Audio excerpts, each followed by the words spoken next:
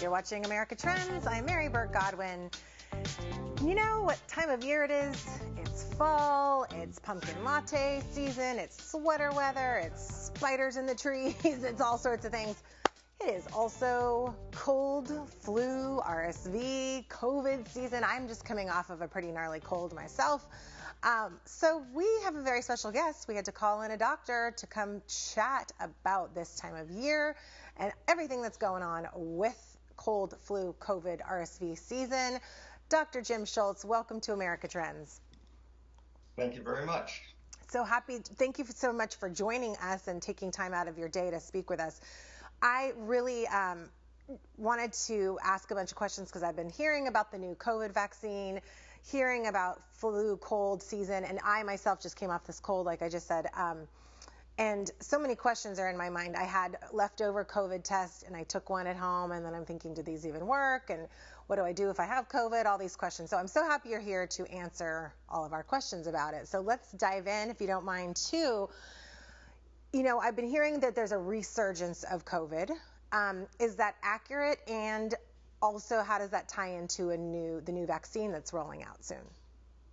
Yeah, we've been seeing over the last month a little resurgence of COVID.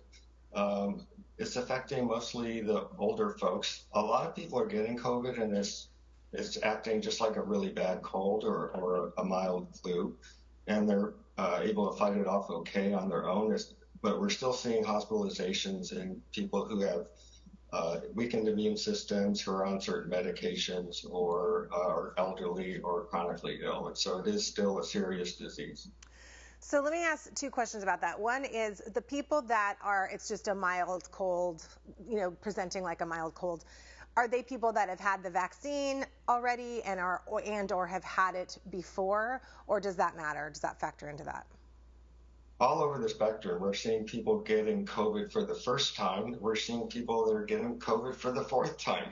And they may or may not have been vaccinated. The vaccines that we received, I think about a year ago now, was when we got the boosters.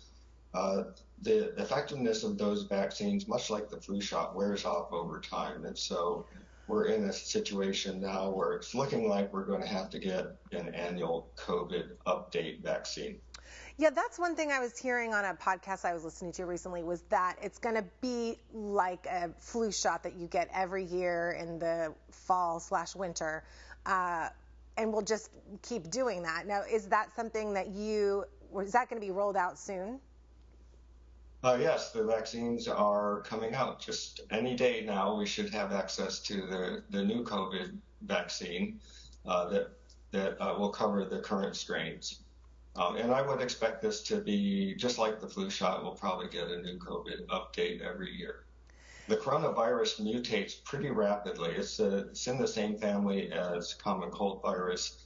And, every year there's a different strain of common cold. I think we're going to see a different strain of COVID viruses, possibly multiple times a year, and we're going to have to get a COVID vaccine update annually. So you mentioned older people and people with pre-existing conditions. Is that something that, you would definitely recommend the annual COVID vaccine to people in that category? Or is it something that you would recommend to everyone, children, adults, everyone? Well, I'm going to get mine as soon as I can get it. It just depends on if you're around somebody with a weakened immune system or elderly or very young, definitely you should protect them from you getting COVID and spreading it to them. And almost all of us are. So we're almost all 1 degree of separation from someone with chronic disease, with cancer, elderly, or somebody who could have major problems from getting COVID. And that one of the risk factors for having major complications for COVID or flu is just obesity alone is a complicating factor. So, we're recommending it to everybody, but especially those with high-risk conditions and 65 and older. Okay, gotcha. And how about kids? Yes, the children should get the COVID vaccine as well. It was quite controversial, and the kids tend to do fairly well. But again, One of the things we're looking for is that whole concept of herd immunity. So if we vaccinate enough people, then it won't spread around and affect the very susceptible people. And what about, mask wearing and let's say going out? Earlier, let's say 3 years ago, we had a 10-day waiting period or whatever it was to not go out in public. And what is it now? When I did test the other day, it came back negative, but I thought, oh my gosh, if I test positive, then do I have to stay home for X amount of days? And I thought of all the ramifications, right, that I'm used to from years ago, seemingly years ago. So what is the recommendation now? Well, as far as mask wearing, if you're going to be in a crowded space and there's likely to be sick people there, and we're getting into the time of year, whether it's RSV, whether it's influenza, or whether it's COVID, if you're in a prolonged, in a closed space for a prolonged period of time, you might want to protect yourself with a mask. When we're seeing patients at work and in the clinic setting, we're wearing masks. If we're seeing patients with upper respiratory symptoms, we're wearing our N95 masks. So that's, in the healthcare setting, we have a higher level of exposure. And if you feel like you have symptoms, it would be a nice thing to do to wear a mask to protect others, right, from you spreading it out. Well, especially if you have upper respiratory symptoms, for sure. It's kind of it's been for many decades in Asian countries, the courteous thing to do. If you're feeling sick or like you might be getting sick and you're going out in public, you wear a mask. I think that's a good practice. We could learn from them on that. This ties into something else I want to talk about, but I do remember years ago when I was young, and that was a lot of years ago, and I remember seeing Asian people every once in a while, specifically Asian people wearing masks, and I thought, why are they wearing masks? That's so lame. And then I realized now that they were doing it as something courteous because they didn't feel well and they were protecting others. And that segues into, a couple years ago when the whole mask debacle was happening, and all of a sudden public health care became was politically weaponized. And it was, people didn't want to wear masks because they weren't comfortable, or for whatever reason we were telling people what to do.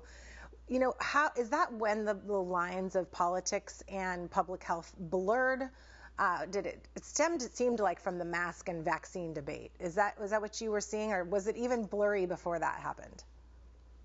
Yeah, there's been so much polarization in society and in general, and over masking and vaccines has been quite disappointing to the medical community, actually.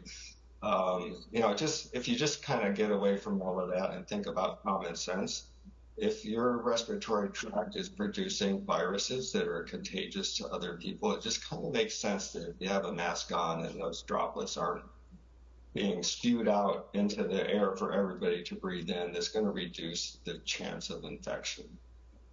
So I think it's the courteous thing to do, is the common sense thing to do. Yes, and do you mentioned, it's frustrating to your community. It seems like it's getting worse, the polarization and the politicalization of it. There's politicians out there that are now, coming out more and more against COVID and all the science-based information. Is there a way around it? Is there a way, how do you approach it when you are trying to deal with this day in and day out? Well, I think, and I see it too in social media, it's take what you read in social media with a huge grain of salt and find a trusted medical advisor that will give you the truth. And generally that's going to be the medical community. We're not being bought off by pharma companies. We're not working for pharma companies. We're working on behalf of our patients. And we're trying to look at the science and see what the data are telling us and doing the right thing. So, I would say go to your doctor if you have any doubts about what you should and shouldn't be doing. I just saw a funny real meme the other day that was talking about how there was the conspiracy theory about a chip that the virus or that the vaccine had. And he's like, why would science be able to get a chip that's that small, go through a needle? You can't even give me a battery life on my phone. Like, there's no technology, that just doesn't exist. But it seems to be this thing where people are just not trusting science as much, that it's started, in 2020. I think that is must be frustrating for doctors and the scientific community, the research community. So I hope that we get to a place where people have more faith in science and doctors than we have in the past. We have to take a break. Dr. Schultz, do you have time to stick around? Because I have a lot more questions for you. Do you have time to stick around for another? So we're talking with Dr. Jim Schultz. You've got a lot of initials after your name: MD, MBA, AAFP, DIMM, FAWM. You know your stuff. Chief Medical Officer of Neighborhood Healthcare. And we'll be right back with Dr. Jim Schultz right after this break.